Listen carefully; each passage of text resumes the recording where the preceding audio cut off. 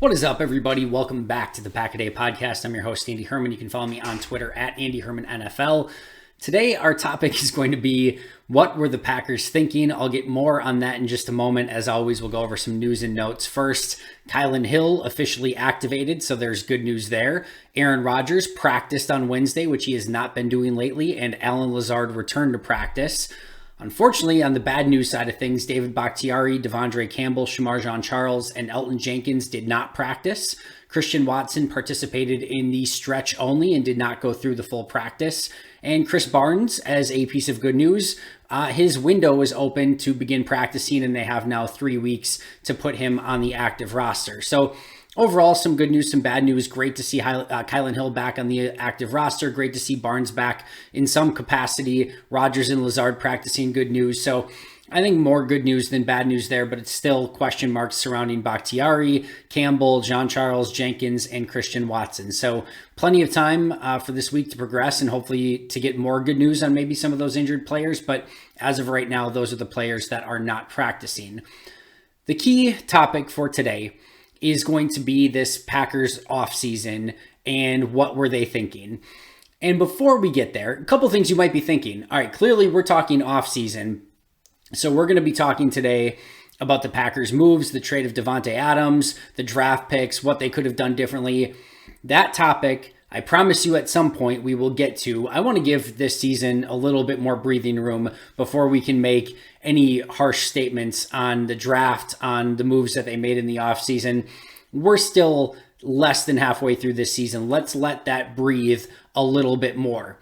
My topic is actually going to be on the coaching and what went on in mini camps, OTAs, training camps, preseason to get ready for week one and to get ready for these games that we have seen so far and how the Packers have gotten to 3-5. So before I know, the other thing you're thinking is, all right, Andy, it's been a little bit negative lately, and we've been talking about a lot of the things that are going wrong. Can we please just talk about something that's going right or maybe could head in the right direction? We'll get there. I'm going to talk with Mike Wall for tomorrow's show, and then we'll start previewing Packers-Lions, hopefully get a Packers win against the Lions, and we can start trending in a different direction, right? But I want to talk about this because there is a little bit of a red flag and something that's concerning to me. And before we do that, I want to say very clearly, and we need to take a step back and just look at this with crystal clear vision. Matt LaFleur is 44-18 as a head coach. 44-18, even after a 4-game losing streak. And I know 44-14 sounds even better, but even after a 4-game losing streak, he is 44-18 as a head coach. And I get that that does not absolve him of his losing record in the postseason, only having 2 postseason wins with 3 really good teams, and now having a below 500 record with a team that's supposed to be all in. I'm not saying things are perfect. I'm not saying he's deserves any awards or accolades for what he has done so far. But 44-18 is a hell of a record through 3.5 seasons. And the Packers could be in a lot worse situations than what Matt LaFleur has been able to do with this team so far. You have to remember where the team was at prior to him taking over. It was not in a great spot. He helped Aaron Rodgers get back-to-back MVP awards, make this a 13-win season in 3 consecutive seasons, and just simply put, I still have a lot of faith in Matt LaFleur. I have a lot of hopes that he can get this turned around this season. And I think ultimately they're going to find a way to get out of this and not have the struggles continue this season into next season, etc. I'm a little bit more skeptical than I was maybe a couple weeks ago, but I still have faith in Matt LaFleur as a head coach. We'll see how that turns out. That is what makes the rest of the season so incredibly interesting, is to see where this team goes from here. So taking a step back, reminder that he is 44-18 and has been a really good coach in Green Bay since he started and really has gotten this team turned around.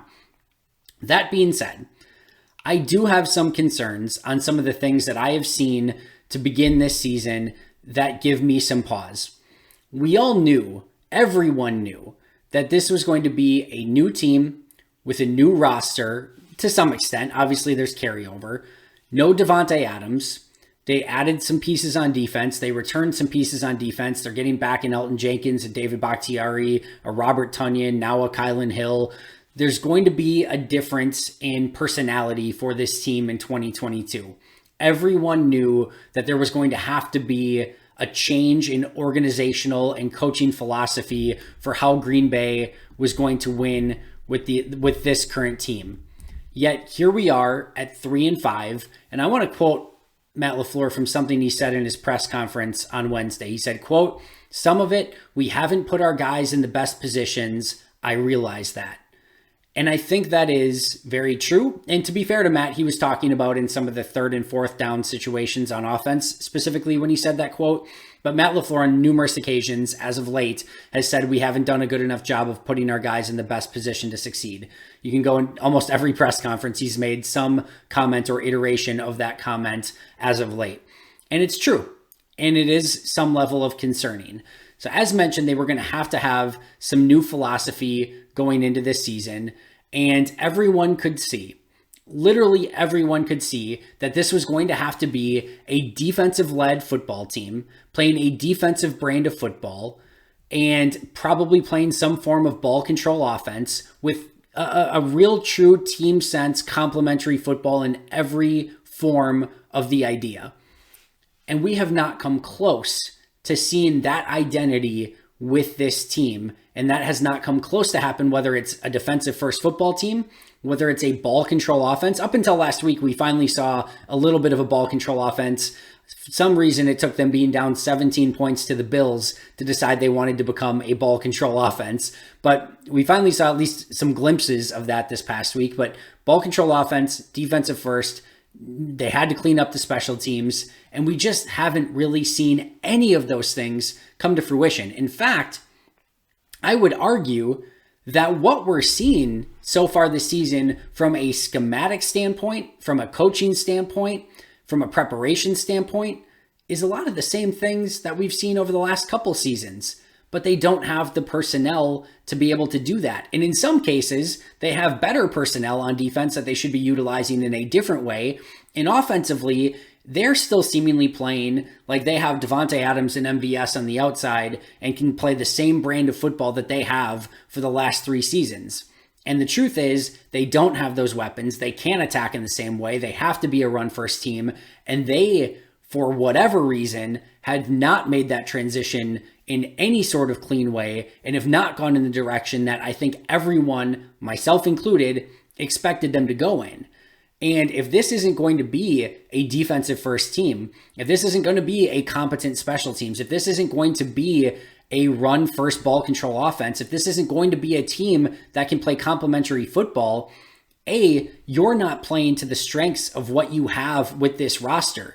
There's 2 ways to coach, right? There's 2 sort of philosophies. The first is that you as a coach have your core set of philosophies, your core scheme, and the players are going to need to fit to that core scheme and philosophy. You need the GM to get you a specific brand of football player because you are going to play one way and one way only, and you're not going to flex on what your scheme is. Your scheme is your scheme. You are hired as a head coach because of that scheme, and everyone's going to have to find a way to fit into that mold. The other is that you're going to fit the scheme to the players. Whatever your players do best, you're going to fit your scheme and your system to those players. And I actually believe that that's what Matt LaFleur wants. I think he wants the latter. I think he wants to run his offense. He has ideas of how football should be played and how to win football games in the NFL. But I really do believe he wants to be able to fit his play calling and his system and his schemes, both on offense, defense, and special teams, to the talents of the players that he has on the roster. The issue is they have done an extremely poor job of doing that, and he's even said it himself on multiple occasions, and that they have to put their players in a better position to succeed. So that is one of my biggest concerns right now, is that it doesn't seem that whatever identity that they had going into this season matched with what the skill set of their players and the talent on offense and defense were. Let's start on offense, all right? On offense, it was very clear to just about everybody that this was going to have to be a team that featured Aaron Jones. Devontae gone, MVS gone, Tunyon coming back from an injury. The offensive line was supposed to be better. We've seen that's not exactly the case so far. But you don't have the threats on the outside to run the same system that you have been doing. And a lot of the system in the past couple of years was, hey, Devontae's always going to get open. We should probably throw to him, which for the most part is a good idea and a good system. You're fitting your offense to the players that you have. You have the best wide receiver in football, should probably spam him as much as possible when he's getting open. It can't always work that way. And when defenses took him away, the Packers offense struggled, which maybe should have been a little bit of a red flag as we transitioned into this season. But we also saw Green Bay go 7-0 without Davante Adams. So I think we were sort of thinking and had the idea, all right, no Davante Adams, they're going to spread the ball around more. They're going to be a little bit more unpredictable, so defenses can't just take away one player. They're going to run the ball more, set up their play action, and that just hasn't been the case. And when we go back to featuring Aaron Jones, there are 3 games, including week 1, but there are 3 games in their first 8 games where Aaron Jones has under 10 carries. That is a cardinal sin. And I know everyone's discussed ad nauseum the issues with not getting Aaron Jones the ball. So we don't need to go into that in super great detail here. But when you have basically one playmaker left on your offense and he's a running back and you don't get him to 10 carries on 3 of your first 8 games, that is a problem. By the way, they lost all 3 of those games in which he didn't get 10 carries. How about a ball control offense? This is going to have to be a team that complements its defense a little bit. And there's been situations where they've gone for it on 4th down, which they've been brutal at, by the way, but they've gone for it on 4th down and they're turning the ball over and they're giving the defense a poor position, and they're giving the opposing offense an opportunity to maybe get better field position and get some points on the defense, when if you pin them deep, your defense is going to have clearly a better chance to get them off the field or maybe get a turnover prior to the opposing team getting points on the board. That's a poor brand of complementary football, especially when you're a team that struggles as much on 4th down as the Packers have so far this season. They have to be a bit more conservative in their approach, in their play calling, and how they go about playing offense. I know that Matt LaFleur spoke at length in his press conference on Wednesday about needing to score more points. That's true. I'm actually more of the belief that this defense can get things turned around if this offense starts playing better. I think the best thing for this defense right now is if the offense gets fixed. I think if the offense gets fixed, I think the defense has a real opportunity to fix itself. I'm not sold on that. I'm not saying they're going to be in a great spot, but I do think you have a defense that is set up primarily to stop the pass.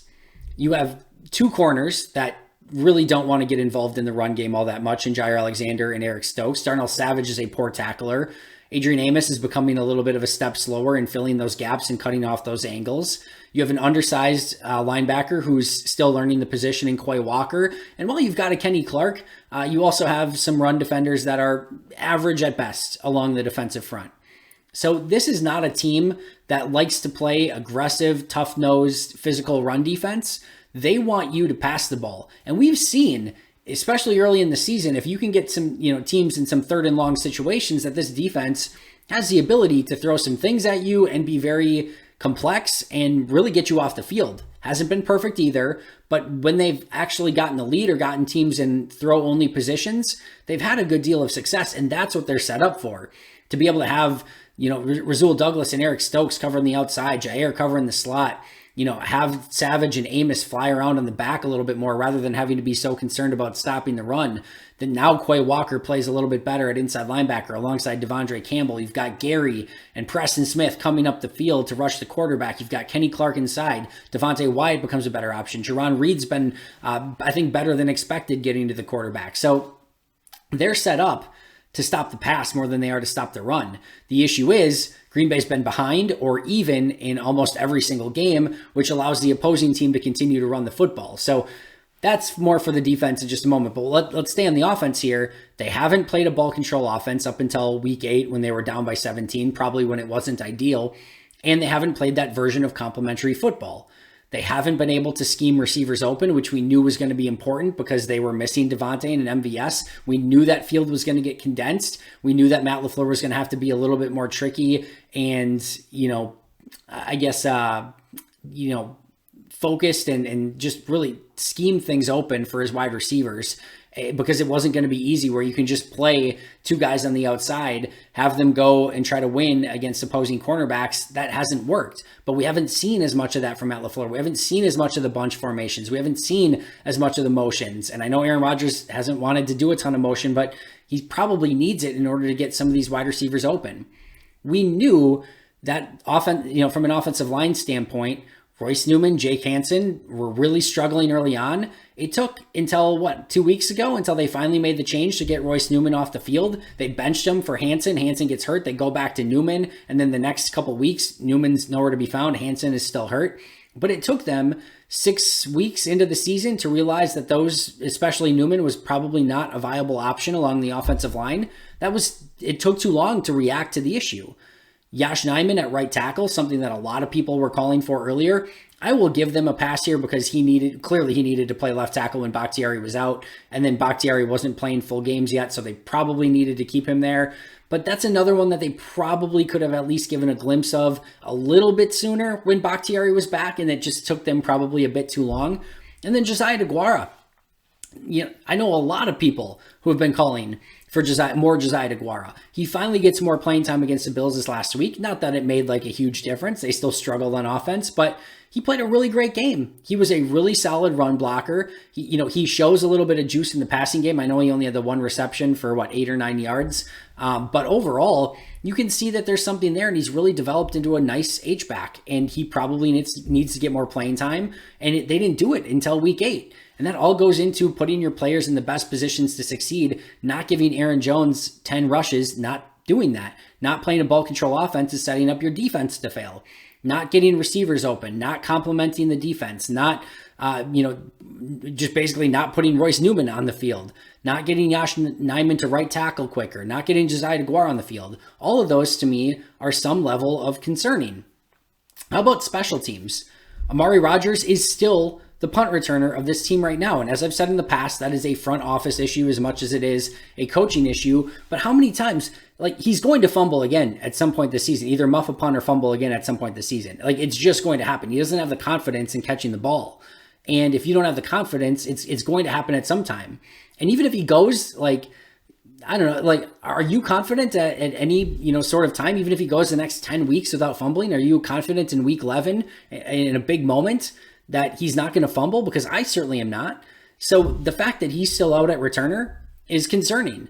And that's something that people have been saying for a long time. Why is Amari out there? And the reward hasn't come close to fixing the risk, meaning that the risk is that he continues to fumble the ball. The reward is an 8-yard return. That's not good odds. It's not doable. That cannot keep happening. How about punt protection? Something that's been plaguing this team. Next Gen Stats put out the number today. Packers punter Pat O'Donnell has been pressured on 23.5% of his punts this season, the highest rate faced by a punter in over the last 5 seasons. That's awful. That cannot happen. And because of that, at least in part, Pat O'Donnell also has the lowest average hang time on punts this season. So as much as we're saying, hey, special teams has gotten a little bit better, they haven't. They're still having protection issues. There was still a blocked kick. Jack Coco still can't snap the ball and get it to the place that it needs to be on time and within the rhythm of the kicking game. Again, field goal has been blocked. Punt has been blocked. Been 3 fumbles or muffs by Amari Rodgers. This special teams is still shooting this team in the foot over and over and over again. That's not good enough. And they haven't made the corrections despite going out and getting a Rudy Ford and a Dallin Levitt and a Keyshawn Nixon and a Pat O'Donnell and a new long snapper and all of it, and Rich Bisaccia and his 2 assistants. They've done all of that, and the ROI still is nowhere near good enough on special teams. That is, to me, a bit of a coaching issue as well, clearly. How about defense? This defense came out the first couple weeks of the season and played a ton of off-zone coverage with no blitzing, as vanilla as you could possibly get. Gave the defense, or gave opposing offenses nothing to think about, literally nothing to think about. They didn't even buy into the fact that Green Bay was going to blitz on any given play. They did not put Jair in the slot. They put Rasul Douglas in a position to fail because he was playing the slot, which was not working. And at least putting Jair there in obvious passing downs eventually was better, but the corner's probably not in the spots that they needed to be in, at least not to start the season. They were playing far too much zone. They weren't doing man. They weren't pressing guys. They weren't getting after guys. They weren't blitzing. It was as vanilla of a defensive game plan as you could possibly imagine. And there was obviously some personnel issues as well. We talked about the corners. It took them a little while to move into the big dime where Adrian Amos went in the box and Rudy Ford went to safety. Jonathan Garvin, after over a year and a half of really terrible play, they finally realized, okay, Kingsley Enagbare should be ahead of him and that we need to find somebody else. They went with Ladarius Hamilton 2 weeks ago. They went with Kobe Jones last week. I don't know who's going to be the guy this week. Maybe Hamilton, maybe Garvin, clearly not Jones since he was released, but they don't have that number 4 edge rusher. But putting Garvin out there over and over after he can't hold up at the point of attack, again, is a level of maddening that just makes you sort of pull your hair out and be like, what's going on? What are they not seeing? It's very clear he can't hold up. And it's one thing if like Amari, I guess for some strange reason they continue to put out there, but most of these mistakes they have admitted to. They've made the corrections through the course of the season, which is even, it just goes to show that a lot of these things were not set up the way that they should have been to come out of the gates to start the season in these first 8 games. And it's a huge reason why they are 3-5. So let me ask you this. As we go back and look at training camp and mini camp and OTAs and preseason, etc., what was the plan that they had on offense? Because to me, it seems like they were just sort of doing the things that they've done for a really long time. I can't pinpoint. I know they did a lot more horizontal. They've done a lot more horizontal passing attack than they have in the past, mostly because they can't get anything going vertically and they still need to stretch the field as much as possible. But overall, is there anything that you can point to that says, hey, they were prepared for life after Davante Adams? Because I certainly can't. And anything they have prepared has not worked so far. So that is concerning to me. I haven't seen any major change with Davante out that would make me believe that they had a sound, solid plan to get through the early part of the season without Davante Adams, without MVS. They just haven't. There's nothing you can point to. How about on defense? Literally your defensive plan coming out of training camp, minicamp, OTA, preseason was, we're going to play super vanilla. We're not going to blitz anyone. We're just going to rush 4. We're going to play everyone in their spots. We're going to play a ton of cover 3 and cover 4. Those safeties aren't going to get out of their shell. And yeah, that should do it. That's your idea. You have all these playmakers on defense, or at least sound players on defense, and you're not going to let your, highest paid corner go out and cover guys. You're not going to let Stokes go press guys on the outside. You're just going to play off coverage and hope that these guys can tackle. You're going to hope that Darnell Savage and Eric Stokes and Jair Alexander can consistently tackle people and get them down. And that Adrian Amos is going to take get the angle at, when he's lost a little bit of a step. That's not a recipe for success. And it took them 5 or 6 weeks to figure that out. Why isn't the special team still corrected? This was the biggest issue. It lost you a playoff game in the biggest moment a year ago. It crushed your playoff hopes and dreams on an all-in season, on the last dance season, on a season you won 13 games. You couldn't win because your special teams failed you. And here we are, new everything, new players, new coaching staff, new assistants, and the same problems persist. So my question becomes, what did you do in the offseason? Did you just expect, hey, we're the Green Bay Packers. We got Aaron at quarterback. We won 13 games the last 3 years. We'll do that again. We do what we do in Green Bay. We're going to keep things status quo. Everyone else has to adjust to us. Guess what? If you're not green and growing, you are ripe and rotten. You will fail miserably if you are not consistently improving and consistently getting better and consistently staying on top of the trends and what other teams are doing and what other teams are doing successfully. And right now, Green Bay is behind the 8 ball. And the fact that they came out for the first half of this season with having to correct so many things and not putting players in the best position to succeed and putting players out there that clearly are not the answers, the Royce Newmans, the Amari Rodgers, the Jonathan Garvins, etc. That's concerning to me. The far biggest sin that you can have as a front office and as a coaching staff is not knowing your own players.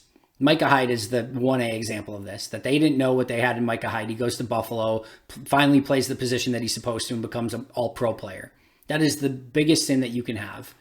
Right now, it seems that they don't have a great grasp on their players that are really good and what they can do well, and the players that are really bad that just should not be on the football field. And that is a major sin and something that has to get figured out and has to get corrected. I don't know where the disconnect is, but there is a disconnect, and we've seen it because they've had to make all of these corrections throughout the course of the season. Now, I will say they have been trying new things. They've reshaped the offensive line. They've blitzed far more often with a great level of success. Jair's been in the slot more. They've played more man coverage. Rasul's been moved to the outside in some situations, which has been better. As mentioned, Adrian Amos has been moved in the box in some big dime situations. DeGuara's gotten more playing time. They've started to feed Aaron Jones a little bit more. So we're seeing some of these things, but how do you get to week 6, week 7, week 8 before some of these things needed to get corrected? And that to me is the red flag, and that is what I'm concerned about, especially when you had a season all last year where your special teams was your Achilles heel. You never fixed it through 17 regular season games, and it killed you in the playoffs. And we never saw that got corrected. And then you took the whole offseason to correct your special teams, and it's still not corrected. You get what you allow. You get, you will be rewarded with as a coach, as a manager, etc., what you allow as a coach. And right now, this coaching staff has allowed poor tackling. They've allowed poor blocking. They have allowed poor special teams play, and it hasn't gotten corrected. And if you don't start holding players accountable, like Amari Rodgers after 3 fumbles, if he's still out there, if consistent failures don't get you any punishments, then they're going to continue to do it.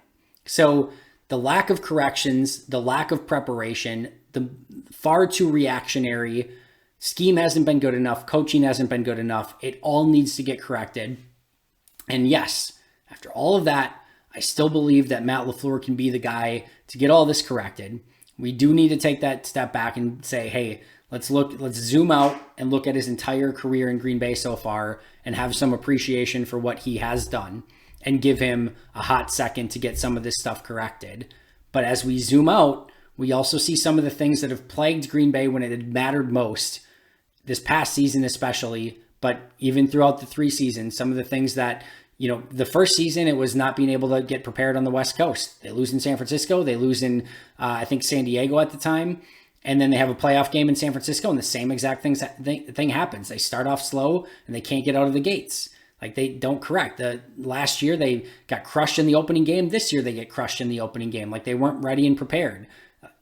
Those are things that we're starting to see. It's one thing to make a mistake and correct it and move on.